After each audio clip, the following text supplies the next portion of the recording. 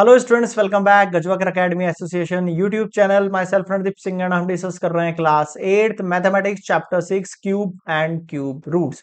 NCERT का जो new book है आप लोगों के पास, ठीक है, जो ओल्ड बुक तो चलता था आपके पास, आपको पता होता कोविड से पहले, उसमें चैप्टर्स की नंबरिंग थोड़ी सी डिफरेंट है, शायद ये 7th या 8th नंबर का चैप्टर है।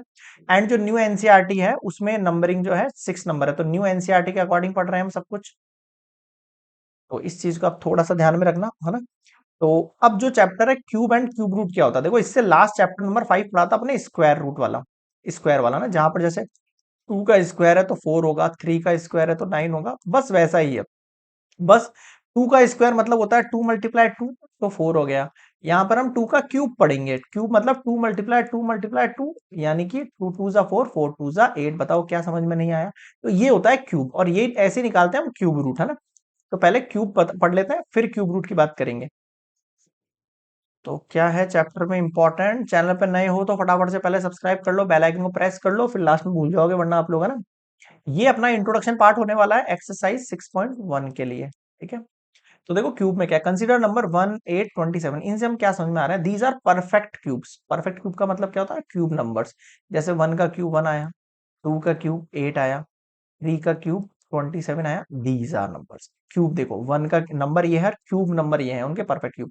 1 का क्यूब 1 हो गया, 2 का क्यूब, ये आपको लर्न करना है, कम से कम 1 to 10 तो आप याद कर ही लेना एटलीस्ट, ठीक है।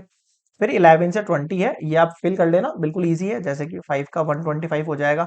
जब मैं 6 का क्यूब निकाल रहा हूं तो मुझे क्या करना है, 6 करना है। जैसे लाइक मुझे 9 का क्यूब करना है, तो 9 करना है। 9 9 जा 81, फिर 9 से मल्टीप्लाई करेंगे 7 टू 9। समझ में आया? 8 का निकाल रहे हो, 8 8 8 जा 64, 64 मल्टीप्लाई 6, 6 4 जा 24, 2 4, और ये हो गया 6 6 जा 30, 6 7 8। समझ में आ रहा है क्या कह रहा हूँ? 6 4 जा 24 और 6 6 जा 36, 38। बताओ समझ में आया क्या, क्या कहना चाह रहा हूँ? 8 8 जा, ओ सॉरी सॉरी सॉरी, 8 हम निकाल रहे हैं, क्या लिख दिया मैंने यहाँ पर, 8 8 8 होना चाहिए ना यहाँ पर ये। 8 8 8 जा 64, 64 मल्टीप्लाई 8, 8 4 जा 32, 3, और 8 6 जा 48, 49 50 51 512। बताओ समझ में आया क्या? इस तरीके से आप इनको कैलकुलेट कर लेना, वैसे आपको याद होनी चाहिए फ्रिक्वेंटली है। जैसे 1 के लिए 1 हो गया, 8 के लिए हो गया, 6 के लिए 216 हो गया, 7 के लिए 343 हो गया, 8 के लिए 512 हो गया, 9 के लिए 729 हो गया, 10 के लिए 1000 हो गया। 11 से करेंगे तो 11 यानी 1331। 12 के लिए ये हो गया, 13 के लिए ये हो गया, 14 के लिए हो गया, लाइक डेट, है ना। एटलीस्ट आपको 1 to 10 तो याद होने ही चाहिए। समझ में आ रहा है क्या कहना चाह रहा हूं मैं आपसे? अब एक इंपॉर्टेंट चीज सुनो, जब मैं 12 का क्यूब कर रहा हूं तो ये वाला नंबर इवन है तो इसका क्यूब भी इवन हो रहा है। अगर 14 एक इवन नंबर है तो इसका क्यूब भी इवन हो रहा है। अगर 16 एक क्यूब है तो इसका क्यूब भी इवन हो रहा है। अगर 17 एक ऑड नंबर है तो क्यूब भी ऑड हो रहा है। अगर ये एक ऑड नंबर है तो ये भी एक ऑड नंबर हो, तो ये आपसे कुछ हिंट निकल कर आ रहा है अपने पास। क्या निकल के आ रहा है? हिंट निकल के आ रहा है, यानी ऑड नंबर से कुछ ना कुछ हम बना सकते हैं पैटर्न। कैसे बनाएंगे पैटर्न, देखो। एडिंग, इंटरेस्टिंग पैटर्न है, adding consecutive odd number. Odd number समझते हो, कंसेक्यूटिव कंटिन्यू। अगर मुझे सेकंड तक पहुंचना है, क्या पूछना है, सेकंड। जैसे 1 एक ऑड नंबर है, उस 1 का क्यूब 1 होता है मेरे पास, ठीक है। 1 के बाद ऑड नंबर कौन सा होता है? 3, और 3 के बाद ऑड नंबर कौन सा होता है? 5। इन दोनों को 8 करूंगा तो कितना होगा? 8। और 8 जो है 1 के बाद क्या होता है? 2 का क्यूब होगा। 5 के बाद क्या होता है? 7 प्लस 9 प्लस 11 करूंगा तो 27। ये कितने नंबर हो गए आपके पास? 3 नंबर्स हो गए। तो ये 3 का क्यूब है आपके पास, ऐसा समझ सकते हो आप। समझ में आ रहा है क्या कहना चाह रहा हूँ? 1 2 3 4 5, 5 नंबर्स है तो देखो 5 का क्यूब 125 हो रहा है। समझ में आ रहा है? ये कंसेक्यूटिव ऑड नंबर्स की ट्रिक है, क्वेश्चंस में भी यूज होगा ये सब कुछ, है ना।